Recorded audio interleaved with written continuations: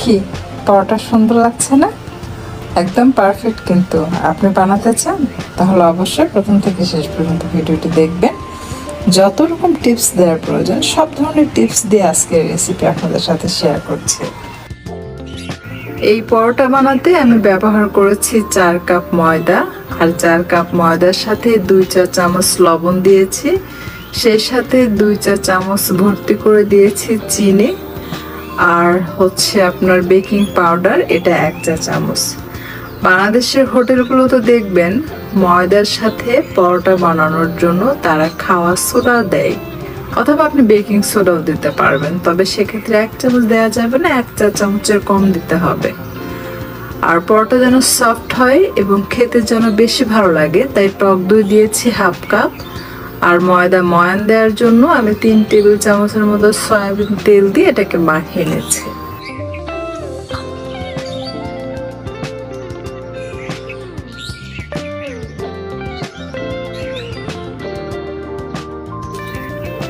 পরোটা বানানোর জন্য আমি এই পর্যায়ে হালকা গরম পানি প্রথমে একসাথে 1.5 কাপ অ্যাড করলাম, এরপর এটাকে মাখিয়ে নিচ্ছি। প্রয়োজন হলে একটু একটু করে অ্যাড করব, একসাথে কিন্তু বেশি করে পানি দেওয়া যাবে না, তাহলে পরে আবারও ময়দা অ্যাড করতে হবে, তখন লবণ মিষ্টি এটার স্বাদটা কমে যাবে, তখন সেটা অ্যাডজাস্ট করতে গেলে ঠিকঠাক মতো হবে না।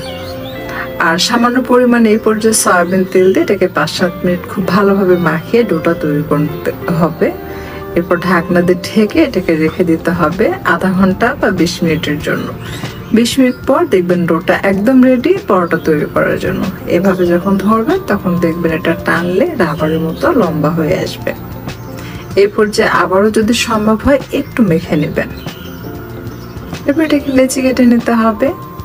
আমি যেহেতু আজকে এই ডো দিয়ে আপনাদেরকে পরোটা এবং লুচি তৈরি করে দেখাবো, তাই কিছু ছোট ছোট করে তৈরি করব লুচির মাপে, আর কিছু বড় বড় করে লেচি কেটে নেব পরোটা তৈরি করার জন্য। পরোটার লেচি যেরকম একটু বড় হয় ঠিক সেভাবে। তো আমি এটাকে একটু টেনে টেনে মেখে নিয়েছি, আপনারা দেখতে পাচ্ছেন। তো এভাবে 1 মুঠ পরিমাণ নেবেন। এটা মাঝারি থেকে একটু বড় সাইজের পরোটা হবে, নর্মালি হোটেলে যে পরোটাগুলো হয় তার থেকে বেশি বড় হবে। তো সবগুলো লেচি কাটার পর এভাবে হাতের মধ্যে গোল গোল করে তৈরি করে রেখে দিবেন অন্তত 5-6 মিনিট। তারপর রুটি বেলে নেবেন, তাহলে রুটি বেলার সময় কষ্ট হবে না, সহজে এটা বড় হবে। আর যদি এভাবে গোল করে তৈরি করার পর সাথে সাথে রুটি বেলতে যান, দেখবেন রুটি বেলে যখন ছেড়ে দিবেন তখন রাবারের মতো ছোট হয়ে আসবে, তখন পরোটা বা রুটি বানাতে আপনার কষ্ট হবে। সো এভাবে সবগুলো তৈরি করে এটাকে রেস্টে রেখে দিবেন 5-7 মিনিট বা 10 মিনিট রেখে দিতে পারলে আরো ভালো, কারণ যত বেশি সময় রাখা যায় এটা তত বেশি নরম হয়ে আসে এবং রুটি বানাতে গেলে তত দ্রুত এটা বড় হয়। তো এটা হচ্ছে লুচি। লুচির জন্য ছোট যে লেচি কেটেছি সেটা নিয়ে এনেছি, প্রথমে লুচি বানিয়ে দেখাচ্ছে। একটু ময়দা ছিটিয়ে দিয়ে গোল করে ছোট লুচি তৈরি করে নিতে হবে। আমরা বাংলাদেশের হোটেল বা বাইরের যে স্ট্রিট ফুডগুলোতে লুচি বা পুরি খেয়ে থাকি দেখবেন, সেগুলো যেমন হয় আপনি যদি বাসায় তৈরি করেন ওইটা চাইতে এটা অনেক বেশি মজার হবে। আপনার কাছে মনে হবে যে দুধ হোটেলে তো ওরা পুরি বানাতেই পারে না, ওরা কি বানায় যে ভালো লাগে না, আমি বাসায় তো ওর থেকে ভালো বানাতে পারি। তো এই রেসিপি যখন আপনি ফলো করে লুচি বা পুরি বা পরোটা বানাবেন দেখবেন আপনি নিজেই নিজের ফ্যান হয়ে যাবেন। তো এই একই ডো দিয়ে কিন্তু আপনি অনেক কিছু বানাতে পারবেন, ডাল পুরি বানাতে পারবেন, পুরি বানাতে পারবেন, নান পুরি বানাতে পারবেন, মোগলাই পরোটা বানাতে পারবেন, কিমা পুরি বানাতে পারবেন। মানে এই যে ময়দার যত ধরনের আইটেম আছে এই টাইপ সব কিছু আপনি বানিয়ে নিতে পারবেন। এর জন্য আলাদাভাবে ডো মাখানো শেখার দরকার নেই, জাস্ট একটা শিখলেই এনাফ। এখন পরোটার ভাঁজ করব, তাই প্রথমে বড় করে রুটি বেলে তেল ব্রাশ দিয়ে সমানভাবে ছড়িয়ে দিয়ে একটু ময়দা ছিটিয়ে দিয়েছি।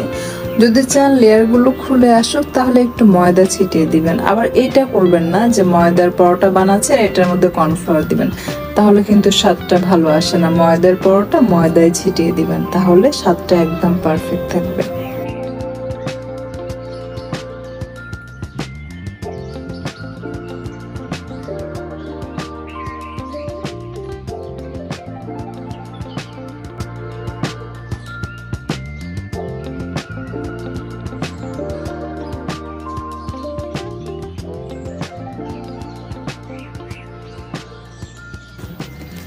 পরোটার থিকনেসটা কেমন হবে আমি আপনাদেরকে দেখিয়ে দিই। ঠিক এরকম আর কি, এর থেকে পাতলাও না এর থেকে মোটাও করার প্রয়োজন নেই। এখন হচ্ছে মেইন টিপস, মানে যে আপনার পরোটা শক্ত হবে না নরম হবে সেটা নির্ভর করবে এই যে পরোটা ভেজে নিচ্ছেন এটার উপরে। প্রথমে তাওয়া দিয়ে কিন্তু হাই ফ্লেমে রেখে খুব ভালোভাবে গরম করবেন, তারপর আপনি পরোটা ছাড়বেন। আর যদি চান পুরো পরোটা একদম লাল টকটকে হোক তাহলে তেলের পরিমাণটা একটু বেশি ব্যবহার করতে হবে।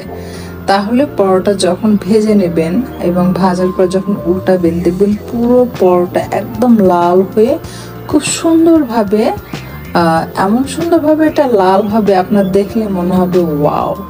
এটা এতে করে কি হবে, এটা লাল তো হবে সাথে উপরে অংশটাও ক্রিস্পি হবে আর ভেতরটা একেবারে সফট থাকবে। কারণ আপনি যখন হাই ফ্লেমে এটা ভাজবেন, প্রথম পরোটা আপনাকে হাই ফ্লেমে ভাজতে হবে কারণ তাওয়া গরম হতে একটু সময় লাগে। আর দ্বিতীয় পরোটা কিন্তু আপনাকে হাই ফ্লেমে ভাজা যাবে না, তাহলে কিন্তু সেটা পুড়ে যাবে। দ্বিতীয় পরোটা অবশ্যই হাই ফ্লেম থেকে কম আর মাঝারি আঁচ থেকে একটু বেশি রেখে ভেজে নিতে হবে। এটা অবশ্য ডিপেন্ড করে আপনার চুলার তাপ কেমন। আর দ্বিতীয় পরোটা আমি কম তেলে ভেজে দেখাচ্ছি। অনেকেই বলবেন এত তেল, সো আপনি যদি কম তেলে ভাজেন সেক্ষেত্রে আপনার পরোটা হবে দেখতে এরকম।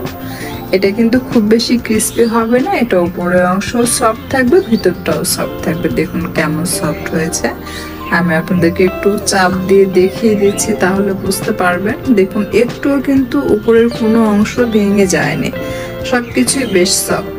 তার মানে আপনি যদি কম তেলে ভাজেন তাহলে পরোটাটা সফট হবে। অনেকেই বলে পরোটা সফট হয় না শক্ত হয়, এটা রিজন হচ্ছে তাওয়া ঠিকঠাক মতো গরম না হওয়া।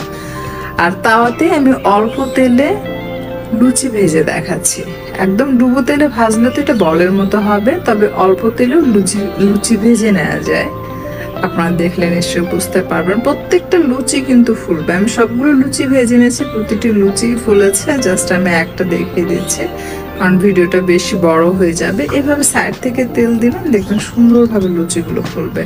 আপনি বাসায় তৈরি করলেও বুঝতে পারবেন যে আসলেই ফলে কিনা। হ্যাঁ, আর হ্যাঁ, লুচি ভাজার ক্ষেত্রে কিন্তু হাই ফ্লেমে তেল এমনভাবে গরম করবেন যখন দেখবেন তাওয়ার চারপাশ থেকে ধোঁয়া ওঠার মতো, মানে এই যে চারপাশ থেকে ভাপ উঠছে, ঠিক সেই পর্যায়ে কিন্তু আপনি লুচি ছাড়বেন, তার আগে না।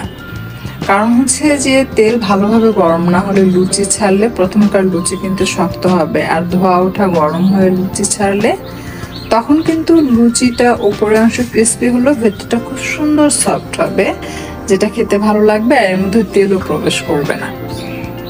তো বাকি আমি আরো দুটো পরোটা আপনাকে ভেজে দেখাচ্ছি। আমি টোটাল 4টা পরোটা ভেজেছি, আমি 4টাই আপনাদেরকে দেখিয়ে দিব যে আসলে এটা কেমন কি।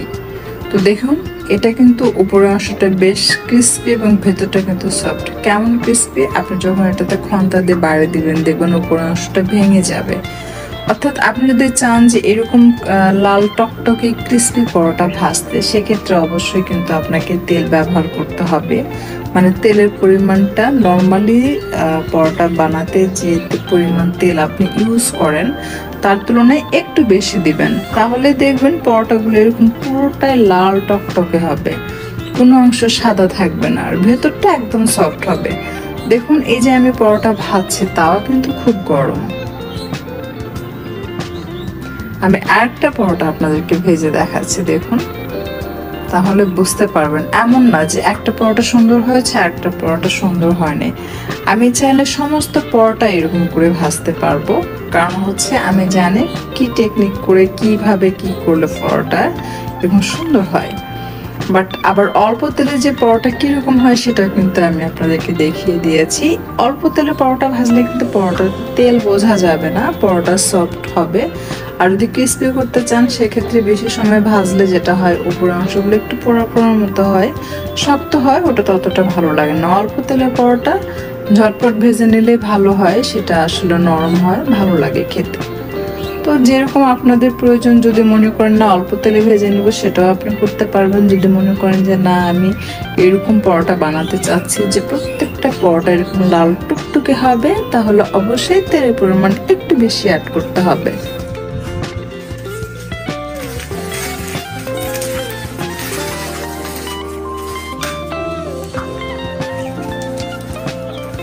আমি আপনাদেরকে একটা ভেঙে দেখালাম এই কারণে যেন আপনারা বুঝতে পারেন যেটা কতটা ক্রিস্পি আর ভেতরটা কেমন সফট। আমি আপনাদেরকে একটু ছিঁড়ে দেখাই তাহলে বুঝতে পারবেন। এসে দেখে বুঝতে পাচ্ছেন ভেতরটা কিন্তু একেবারে সফট এবং প্রতিটি লেয়ার কিন্তু আলাদা হয়েছে। আর এটা খেতে হোটেলের পরোটা যেরকম হয় তার থেকেও কিন্তু বেশি মজা। সো আপনি চাইলে এভাবে বাসায় ট্রাই করতে পারেন, আশা করছি ভালো লাগবে।